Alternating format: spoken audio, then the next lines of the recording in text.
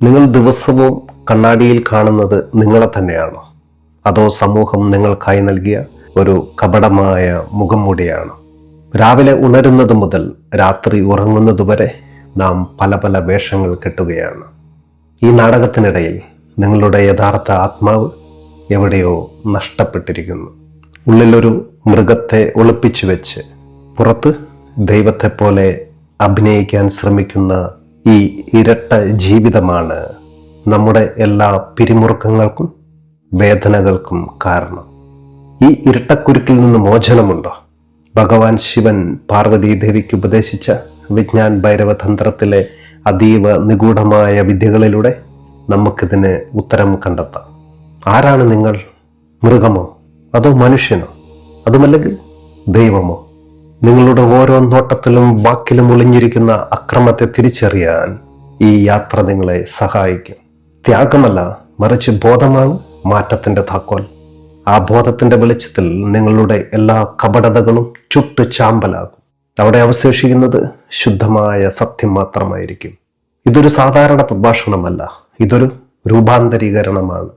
നിങ്ങളുടെ മുഖംമൂടികൾ അഴിച്ചു മാറ്റി ആ സത്യത്തെ അഭിമുഖീകരിക്കാൻ നിങ്ങൾ തയ്യാറാണ് എങ്കിൽ ദിവ്യബോധം ഒരുക്കുന്ന ഈ ആത്മീയ വിരുന്നിലേക്ക് ഏവർക്കും സ്വാഗതം. നിങ്ങൾക്കുള്ളിലെ ആ ജ്വാലയെ നമുക്ക് ഒന്നിച്ചുണർത്താം.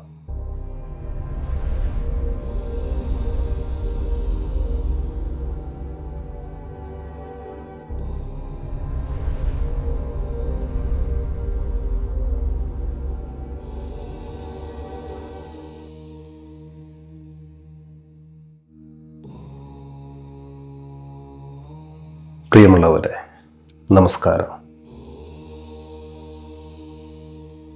ദിവ്യബോധം എന്ന ആത്മീയ പരമ്പരയുടെ അതീവ സുന്ദരവും അർത്ഥപൂർണവുമായ ഇന്നത്തെ ചിന്തകളിലേക്ക് നിങ്ങൾക്ക് ഏവർക്കും സ്വാഗതം.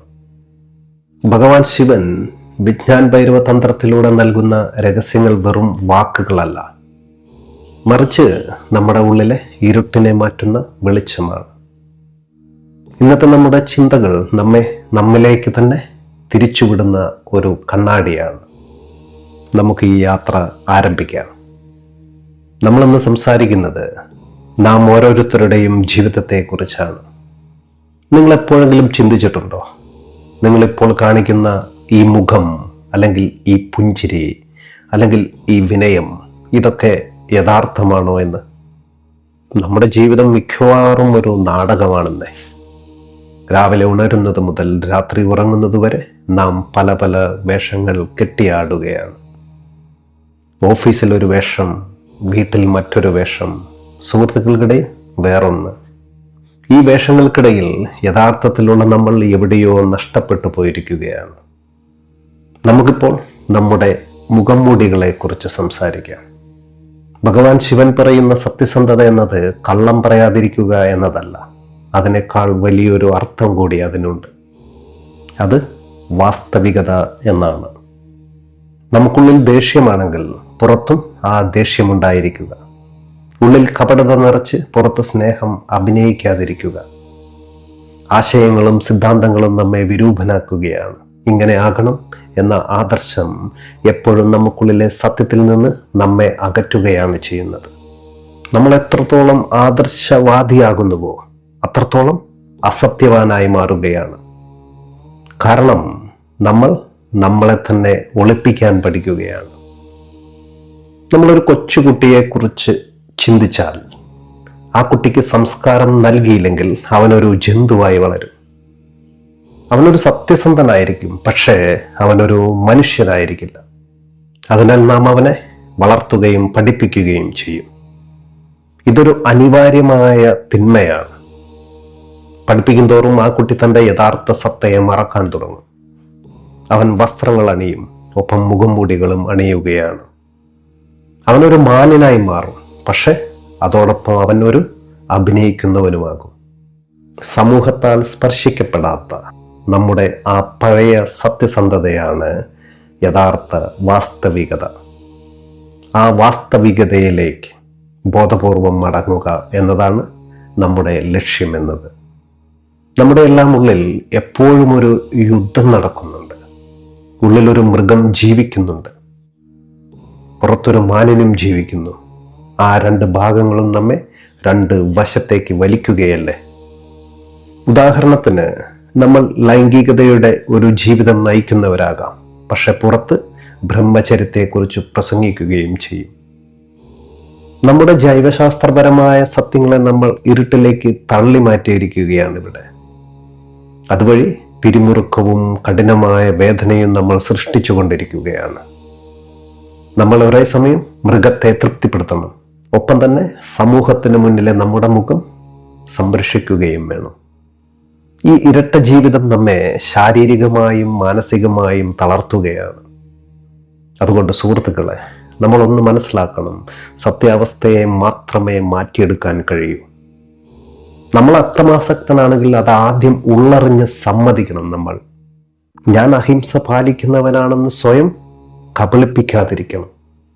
തിരിച്ചറിവാണ് മാറ്റത്തിൻ്റെ തുടക്കം.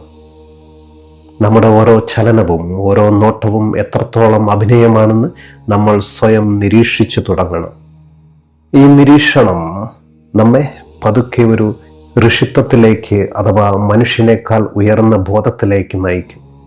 ഇനി നമ്മൾ ഈ വിഭജനം നമ്മുടെ ജീവിതത്തെ എങ്ങനെയാണ് ബാധിക്കുന്നതെന്നും എന്തുകൊണ്ടാണ് മനുഷ്യന് മാത്രം അസത്യവാനാകാൻ കഴിയുന്നതെന്നും ദീർഘമായി ചർച്ച ചെയ്യും.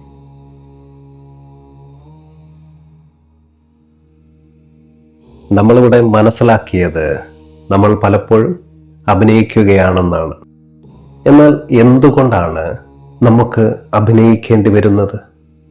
അതിൻ്റെ കാരണം മനുഷ്യൻ ഒരേ സമയം രണ്ട് ലോകങ്ങളിൽ ജീവിക്കുകയാണ്. ഉള്ളിൽ അവനൊരു ജന്തുവാണ്, പുറത്തവൻ ഒരു ദൈവത്തെ പോലെ അഭിനയിക്കാൻ ശ്രമിക്കുന്നു. ഈ വിഭജനത്തെ ഓഷോ വിളിക്കുന്നത് ഇരട്ടക്കുരുക്കെന്നാണ്. പുറത്ത് നമ്മൾ ഒരു മാനിന്റെ മുഖം നിലനിർത്തണം, അതേസമയം ഉള്ളിലെ മൃഗത്തെ നിരന്തരം തൃപ്തിപ്പെടുത്തുകയും വേണം. ഈ രണ്ട് വശങ്ങളും തമ്മിലുള്ള നിരന്തരമായ യുദ്ധമാണ് നമ്മുടെ ജീവിതത്തിലെ എല്ലാ പിരിമുറുക്കങ്ങളുടെയും കാരണം. നമ്മുടെ ഉള്ളിലൊരു വലിയ സംഘർഷം നടക്കുന്നുണ്ട്. നമ്മുടെ ശരീരം, നമ്മുടെ കോശങ്ങൾ, നമ്മുടെ രക്തം, ഇതൊക്കെ രൂപപ്പെട്ടിരിക്കുന്നത് ലക്ഷക്കണക്കിന് വർഷത്തെ പരിണാമത്തിലൂടെയാണ്. അതിൽ മൃഗസഹജമായ ചോദനകളുമുണ്ട്. ഇതിനെയാണ് നാം ജീവശാസ്ത്രം എന്ന് വിളിക്കുന്നത്. മറുവശത്ത് നമ്മുടെ സ്കൂൾ, മതം, സമൂഹം എന്നിവ നമ്മിലേക്ക് കുറെ ആദർശങ്ങൾ അടിച്ചേൽപ്പിക്കുകയാണ്. നിങ്ങൾ അഹിംസ പാലിക്കണം, ബ്രഹ്മചാരിയാകണം, ദേഷ്യപ്പെടരുത് എന്നല്ല. ഇതെല്ലാം നമ്മുടെ ആശയ സംഹിത മാത്രമാണെന്നേ. ഇവിടെയാണ് രഹസ്യം ഒളിഞ്ഞിരിക്കുന്നത്. കേവലം കുറച്ച് ആശയങ്ങൾ കൊണ്ട് നമ്മുടെ ഉള്ളിലെ കോശങ്ങളെ മാറ്റാൻ കഴിയുമോ? ഒരിക്കലും കഴിയില്ല. ഒരു മതാചാര്യനും നമ്മുടെ ജീവശാസ്ത്രത്തെ മാറ്റിമറിക്കാൻ കഴിയില്ല. നമ്മൾ ബ്രഹ്മചര്യത്തെക്കുറിച്ച് എത്ര പ്രസംഗിച്ചാലും നമ്മുടെ ശരീരം അതിൻ്റെ ജൈവപരമായ ചോദനകൾ പ്രകടിപ്പിച്ചു കൊണ്ടേയിരിക്കും. അപ്പോൾ പിന്നെ നമ്മൾ എന്തു ചെയ്യും? നമ്മൾ ആ വികാരങ്ങളെ ഇരുട്ടിലേക്ക് തള്ളി മാറ്റും. ഈ ഒളിച്ചുകളിയാണ് നമ്മെ അസത്യവാനാക്കുന്നത്. അതുപോലെ തന്നെ എന്തുകൊണ്ടാണ് നമ്മൾ വഞ്ചിക്കുന്നത്? മൃഗങ്ങൾ സത്യസന്ധരാണ്. ഒരു പട്ടിക്ക് അഭിനയിക്കാൻ അറിയില്ല. പക്ഷെ ആ സത്യസന്ധത പട്ടിയുടെ സ്വാതന്ത്ര്യമല്ല, മറിച്ച് അതിൻ്റെ അടിമത്തമാണ്. അതിന് കള്ളം പറയാൻ അറിയില്ല എന്നത് അതിൻ്റെ ഒരു പരിമിതിയാണ്. അതിന് മറ്റു വഴികളില്ല. എന്നാൽ മനുഷ്യൻ വ്യത്യസ്തനാണ്. മനുഷ്യനോടൊപ്പം സ്വാതന്ത്ര്യവും നിലവിൽ വരികയാണ്, തിരഞ്ഞെടുക്കുവാനുള്ള സ്വാതന്ത്ര്യം. അതുപോലെ മനുഷ്യന് മാത്രമേ അസത്യവാനാകാൻ കഴിയൂ. അത് വലിയൊരു പരിണാമമാണ്. കള്ളം പറയാൻ കഴിയുന്നവന് മാത്രമേ സത്യം പറയുവാനും കഴിയൂ. കള്ളം പറയാൻ എളുപ്പമാണ്, സ്നേഹിക്കുന്നവനായി നടിക്കാൻ എളുപ്പമാണ്. എന്നാൽ യഥാർത്ഥത്തിൽ സ്നേഹിക്കാൻ വലിയ ബോധം വേണം, ത്യാഗം വേണം.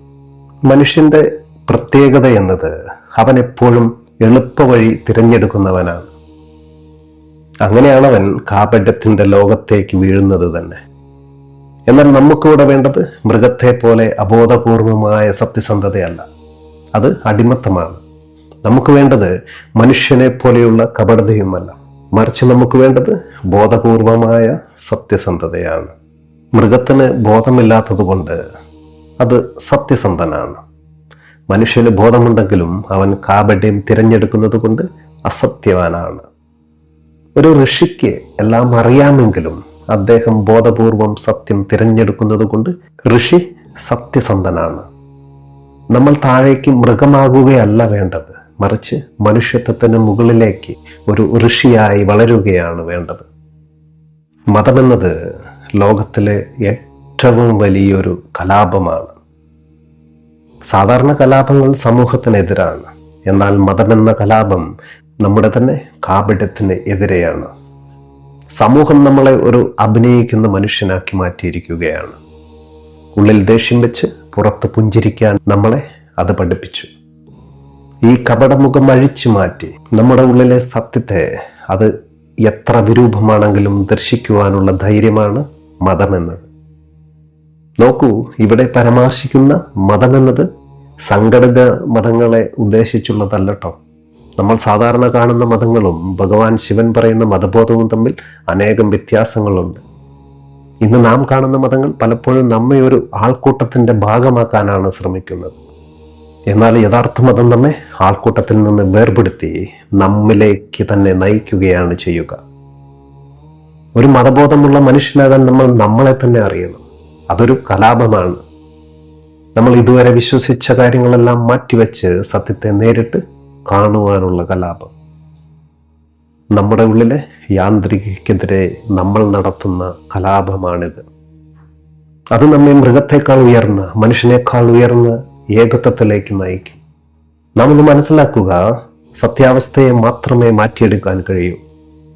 നമ്മൾ അക്രമാസക്തനാണെങ്കിൽ അതാദ്യം ഉള്ളറിഞ്ഞ് സമ്മതിക്കണം. ഞാൻ അഹിംസ പാലിക്കുന്നവനാണെന്ന് സ്വയം കബളിപ്പിക്കാതിരിക്കുക. നമ്മൾ എത്രമാത്രം വിരൂപനാണെന്ന് നമ്മൾ തിരിച്ചറിയും തോറും ആ തിരിച്ചറിവ് നമ്മെ പരിവർത്തനപ്പെടുത്താൻ തുടങ്ങും. നമ്മുടെ വൈരൂപ്യത്തെ ഒളിപ്പിച്ചു വെച്ചാൽ അതിന് വളരാൻ സൗകര്യമാകും. എന്നാൽ ബോധത്തിന്റെ വെളിച്ചത്തിലേക്ക് അതിനെ കൊണ്ടുവന്നാൽ അത് താനെ കൊഴിഞ്ഞു പോയിക്കൊണ്ടിരിക്കും.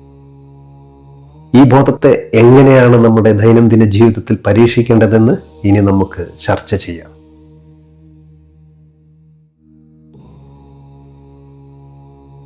നമ്മൾ സാധാരണയായി വിചാരിക്കുന്നത് നമ്മൾ മറ്റുള്ളവരെയാണ് വഞ്ചിക്കുന്നതെന്നാണ്.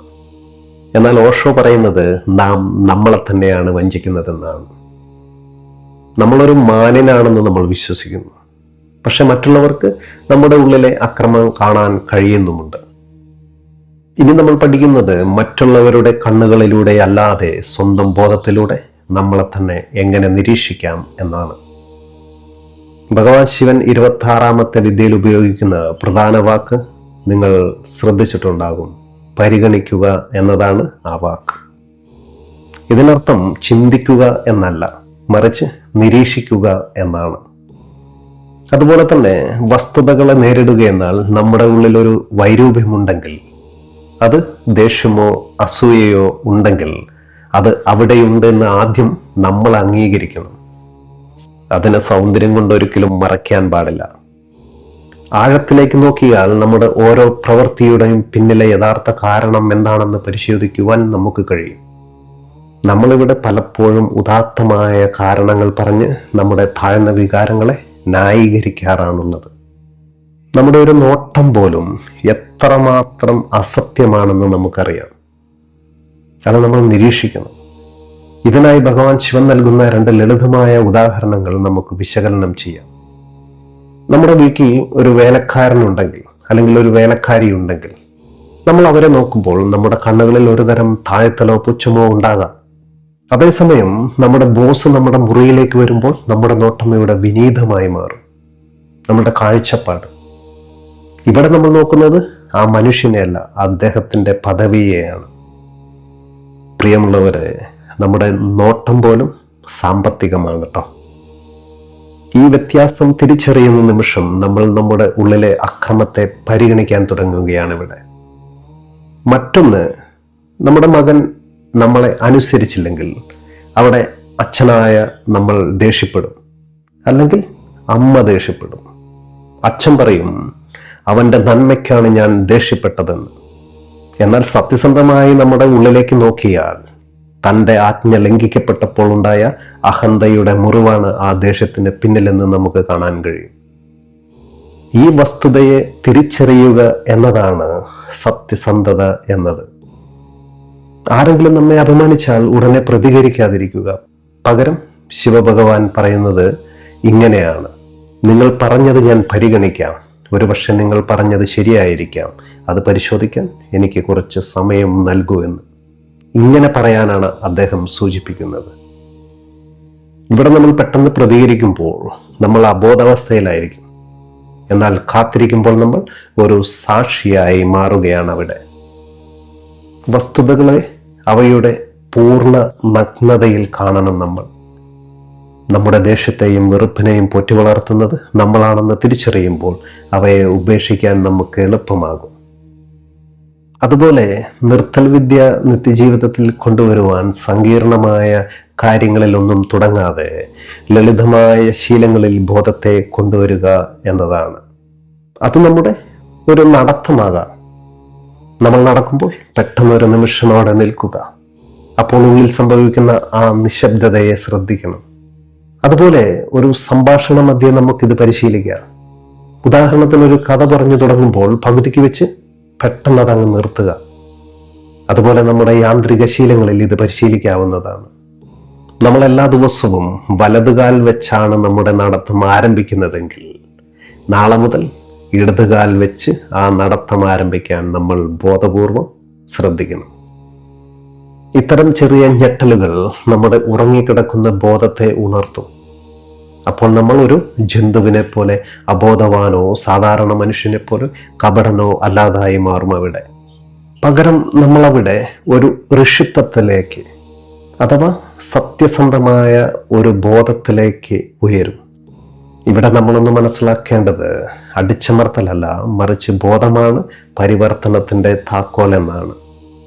നമ്മുടെ ഓരോ പ്രവൃത്തിയും നിരീക്ഷിച്ചു തുടങ്ങണം. നോക്കൂ, ഇനി ബോധം എങ്ങനെയാണ് നമ്മെ ആഴത്തിലുള്ള ധ്യാനത്തിലേക്കും കൃപയിലേക്കും നയിക്കുന്നതെന്ന് നോക്കാം.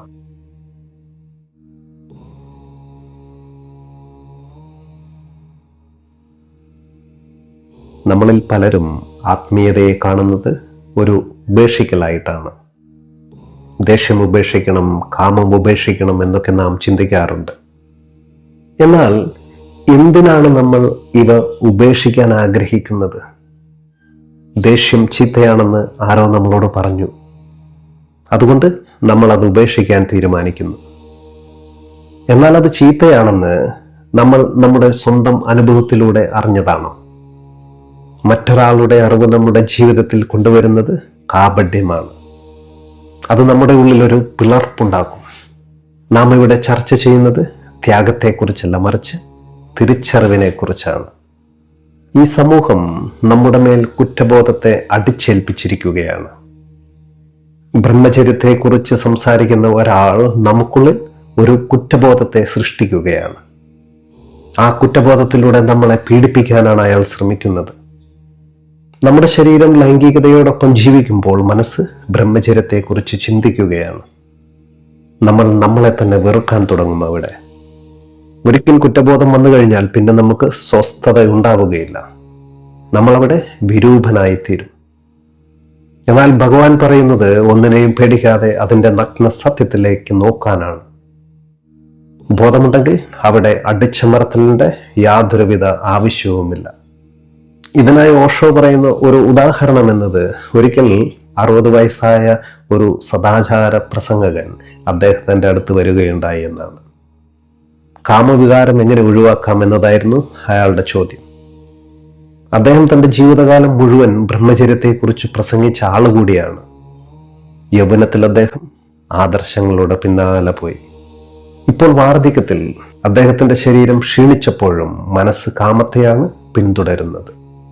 അദ്ദേഹം ചോദിച്ചു, എത്ര ദിവസം കൊണ്ട് എനിക്കിത് മാറ്റാൻ കഴിയുമെന്ന്.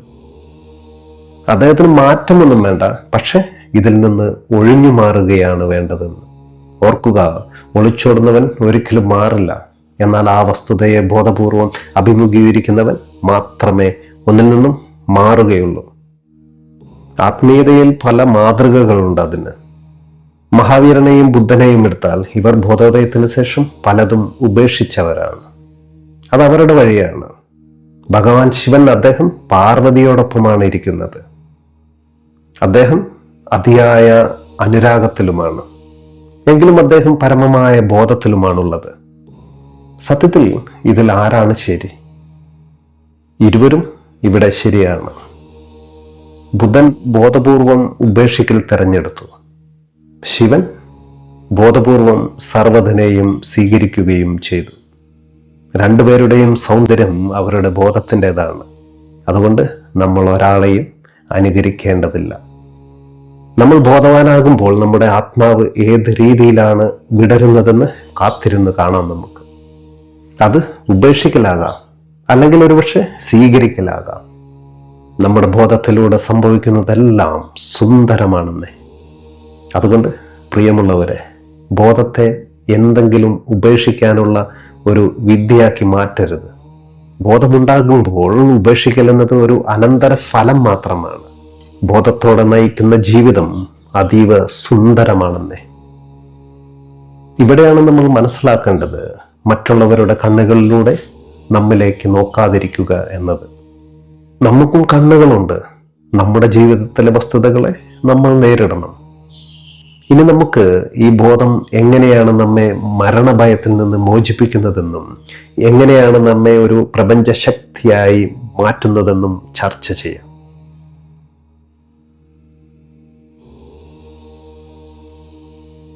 നമുക്കറിയാം, മനുഷ്യൻ ഏറ്റവും കൂടുതൽ ഭയപ്പെടുന്നത് മരണത്തെയാണ്. എന്തുകൊണ്ടായിരിക്കും നമുക്ക് മരണത്തെ ഇത്ര പേടി? സത്യത്തിൽ നാം ഭയപ്പെടുന്നത് നമ്മുടെ ജീവൻ പോകുന്നതിനെയല്ല, മറിച്ച് നമ്മുടെ അഹംഭാവം ഇല്ലാതാകുന്നതിനെയാണ്. നമ്മൾ പടുത്തുയർത്തിയ നമ്മുടെ പേരും പദവിയും ബന്ധങ്ങളും സമ്പാദ്യവുമെല്ലാം നഷ്ടപ്പെടുമെന്നതാണ് നമ്മുടെ യഥാർത്ഥ ഭയം. എന്നാൽ ഭഗവാൻ ശിവൻ നമ്മോട് പറയുന്നത് ഭയത്തെ നേരിടുവാനുള്ള ഒരേ ഒരു വഴി മരിക്കാൻ പഠിക്കുക എന്നതാണ്. നമ്മൾ നേരത്തെ ചർച്ച ചെയ്ത നിർത്തൽ വിദ്യ, ഈ വിദ്യ യഥാർത്ഥത്തിൽ ഒരു ചെറിയ മരണം തന്നെയാണ്. നമ്മൾ നടന്നുകൊണ്ടിരിക്കുമ്പോൾ പെട്ടെന്ന് നിൽക്കാൻ ശിവൻ പറയുന്നു. ആ നിമിഷം നമ്മുടെ ശരീരം നിശ്ചലമാകും, മനസ്സവിടെ സ്തംഭിക്കും. ആ നിമിഷത്തിൽ നമ്മൾ അനുഭവിക്കുന്നത് ഒരു തരം ശൂന്യതയാണ്. മരണം സംഭവിക്കുമ്പോഴും ഇതാണ് സംഭവിക്കുന്നത്. പെട്ടെന്ന് എല്ലാം നിൽക്കും അവിടെ. എന്നാൽ ധ്യാനത്തിലൂടെ നമ്മൾ ഇത് ബോധപൂർവം ചെയ്യുകയാണ്. ആ ഒരു നിമിഷം നമ്മൾ തിരിച്ചറിയുന്നത് എല്ലാം നിശ്ചലമായിട്ടും നമ്മുടെ ഉള്ളിൽ എന്തോ ഒന്ന് ബാക്കിയുണ്ടെന്നാണ്. ആ ബാക്കിയുള്ളതാണ് നമ്മുടെ ശുദ്ധബോധം എന്നത്. നമ്മൾ നമ്മളെ ശരീരമായിട്ടാണ് കാണുന്നത്. അതുകൊണ്ടാണ് ശരീരം നശിക്കുമ്പോൾ നമ്മളും നശിക്കുമെന്ന് നമ്മൾ ഭയപ്പെടുന്നത്. മൃഗങ്ങൾക്ക് മരണത്തെക്കുറിച്ച് ചിന്തകളില്ല, പക്ഷെ അവയ്ക്ക് മരണഭയമുണ്ട്. അത് അതിജീവനത്തിനുള്ള പ്രകൃതിയുടെ നിയമമാണ്. മനുഷ്യനും ആ മൃഗസഹജമായ ഭയം പേറുന്നുണ്ട്. എന്നാൽ ഒരു ഋഷി മനസ്സിലാക്കുന്നത്, തിരിച്ചറിയുന്നത് താൻ ആ ശരീരത്തെ നോക്കി നിൽക്കുന്ന ഒരു സാക്ഷി മാത്രമാണെന്നാണ്. ഉദാഹരണത്തിന്, നമ്മളൊരു സ്വപ്നം കാണുന്നുവെന്ന് കരുതിയാൽ സ്വപ്നത്തിൽ നമ്മൾ മരിക്കുകയാണ്. എന്നാൽ ഉണരുമ്പോൾ നമ്മൾ തിരിച്ചറിയും മരിച്ചത് സ്വപ്നത്തിലെ നമ്മളാണെന്നും യഥാർത്ഥത്തിലുള്ള നമ്മൾ അത് നോക്കി നിൽക്കുകയായിരുന്നുവെന്ന്. ഇതുപോലെയാണ് ജീവിതവും മരണവും. നമ്മുടെ ശരീരം മരിക്കുന്നുണ്ട്, പക്ഷെ ബോധമത് നിരീക്ഷിച്ചു കൊണ്ടിരിക്കുകയാണ്. മരണഭയം നിലനിൽക്കുന്നത് കാലമുള്ളിടത്താണ്. കഴിഞ്ഞ കാലത്തെക്കുറിച്ചുള്ള ഓർമ്മകളും ഭാവി കാലത്തെക്കുറിച്ചുള്ള ഉത്കണ്ഠയുമാണ് നമ്മെ ഭയപ്പെടുത്തുന്നത്. എന്നാൽ ശിവൻ പറയുന്ന വിദ്യകൾ നമ്മളെ ഈ നിമിഷത്തിൽ എത്തിക്കുന്നതാണ്. ഈ നിമിഷത്തിൽ മരണമില്ലല്ലോ. ഒന്നുകിൽ അത് കഴിഞ്ഞ കാര്യമാണ്, അല്ലെങ്കിൽ അത് വരാനുള്ളതാണ്.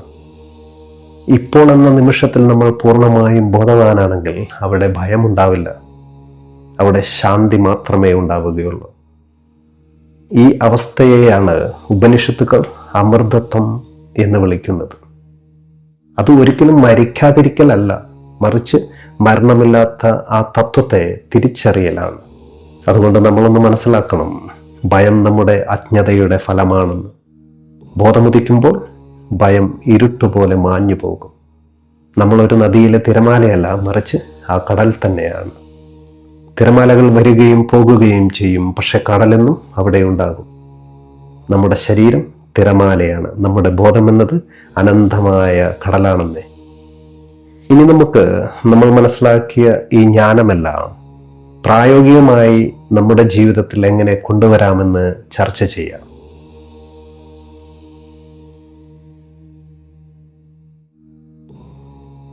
നമ്മൾ ഇതുവരെ ചർച്ച ചെയ്തത് വിപ്ലവകരമായ ആശയങ്ങളെക്കുറിച്ചാണല്ലേ. എന്നാൽ ഈ അറിവുകൾ നമ്മുടെ ജീവിതത്തിൽ മാറ്റമുണ്ടാക്കുന്നില്ലെങ്കിൽ അവ വെറും ഭാരമായി മാറും. ഭഗവാൻ ശിവൻ വിജ്ഞാൻ ഭൈരവതന്ത്രയിലൂടെ നമ്മെ പഠിപ്പിക്കുന്നത് എങ്ങനെയാണ് ഒരു അവിഭക്ത മനുഷ്യനായി ജീവിക്കാമെന്നതാണ്. ധ്യാനം എന്നത് മുറിയിൽ അടച്ചിരുന്നു ചെയ്യേണ്ട ഒന്നല്ല, മറിച്ച് നമ്മുടെ ഓരോ ശ്വാസത്തിലും പ്രവൃത്തിയിലും ഉണ്ടാകേണ്ട ഒന്നാണെന്ന് ഇനി നമ്മൾ മനസ്സിലാക്കും. നമ്മൾ ബോധവാനാകുമ്പോൾ നമ്മുടെ ബന്ധങ്ങളിൽ വലിയ മാറ്റമുണ്ടാകും. ഇതുവരെ നമ്മൾ സ്നേഹം അഭിനയിക്കുകയായിരുന്നു. എന്നാൽ ഇപ്പോൾ നമ്മുടെ ഉള്ളിലെ സത്യസന്ധത പുറത്തു വരുമ്പോൾ നമ്മൾ മറ്റൊരാളെ കാണുന്നത് അവരുടെ പദവിയോ പണമോ നോക്കിയായിരിക്കില്ല. മറ്റുള്ളവരുടെ കാപട്യങ്ങൾ കാണുമ്പോൾ നമുക്ക് അവരുടെ ദേഷ്യമല്ല, പകരം കരുണയാണ് തോന്നുക. കാരണം അവരെ തന്നെ വഞ്ചിക്കുകയാണെന്ന് നമ്മൾ തിരിച്ചറിയുകയാണ് അവിടെ. നമ്മൾ മുൻപ് പറഞ്ഞതുപോലെ നമ്മുടെ ബോസിനെയും വേലക്കാരനെയും ഒരേ കണ്ണുകൊണ്ട്, അതായത് ആത്മബോധത്തിന്റെ കണ്ണുകൊണ്ട് കാണാൻ നമുക്ക് സാധിക്കും. അവിടെയാണ് നമ്മൾ സത്യസന്ധനാകുന്നത്. നമ്മുടെ ജീവിതം എന്നത് എപ്പോഴും ഒരു പ്രയത്നമാണെന്നേ. എന്തെങ്കിലും ആയിത്തീരുവാനുള്ള ഓട്ടത്തിലാണ് നമ്മളെല്ലാവരും. എന്നാൽ ശിവൻ പറയുന്ന വിദ്യകൾ നമ്മളെ അകർമ്മ എന്ന അവസ്ഥയിലേക്കാണ് നയിക്കുന്നത്. ഒരു പുഴ ഒഴുകുന്നത് പോലെ, ഒരു മരം വളരുന്നത് പോലെ നമ്മുടെ ജീവിതവും സ്വാഭാവികമാകണം ഇവിടെ. ഞാൻ ചെയ്യുന്നു എന്ന ഭാവം മാറുമ്പോൾ പ്രപഞ്ചത്തിന്റെ ഊർജം നമ്മിലൂടെ ഒഴുകാൻ തുടങ്ങും. കപടതയില്ലാത്തവൻ ജീവിതത്തെ ഒരു നാടകമായി കാണും. അവൻ അതിൽ അഭിനയിക്കുന്നുണ്ടെങ്കിലും താൻ ആവേശമല്ലെന്ന് കൃത്യമായി അവൻ അറിയാൻ കഴിയും. ഏറ്റവും സ്നേഹമുള്ളവരെ, ഈ കുറച്ചു സമയം നിങ്ങൾ എനിക്കായി നൽകിയത് ഹൃദയം നിറഞ്ഞ നന്ദിയുണ്ട്. നമ്മൾ തുടങ്ങിയത് നമ്മുടെ വിരൂപമായ മുഖംമൂടികളെ കണ്ടുകൊണ്ടാണല്ലേ. അത് വേദനിപ്പിക്കുന്നതുമായിരുന്നു. എന്നാൽ ആ വേദനയിലൂടെ മാത്രമേ നമുക്ക് സത്യത്തിൻ്റെ വാതിൽ തുറക്കാൻ കഴിയൂ. ഓർക്കുക, ആത്മീയത എന്നത് ഒരു പളപളപ്പുള്ള വസ്ത്രമല്ല. അത് നമ്മുടെ അഹന്തയെ ചുട്ടുകളയുന്ന അഗ്നിയാണ്. ആ അഗ്നിയിൽ വെന്തുരുകാൻ തയ്യാറുള്ളവർക്ക് മാത്രമേ പുതിയൊരു മനുഷ്യനായി പുനർജനിക്കാൻ കഴിയൂ. ഭഗവാൻ ശിവൻ പാർവതി ദേവിക്ക് നൽകിയ ഈ ജ്ഞാനം നമ്മളിലെ മൃഗത്തെ ഇല്ലാതാക്കാനല്ല, മറിച്ച് ആ മൃഗസഹജമായ ചോദനകളെ ബോധം കൊണ്ട് ദൈവികതയിലേക്ക് ഉയർത്തുവാനുള്ളതാണ്. നമ്മൾ എവിടെയായിരുന്നാലും എന്ത് ചെയ്യുകയാണെങ്കിലും ഒരു നിമിഷം നിർത്താൻ പഠിക്കുക. ആ നിമിഷത്തിൽ നമ്മൾ നമ്മളെ തന്നെ കണ്ടെത്തും.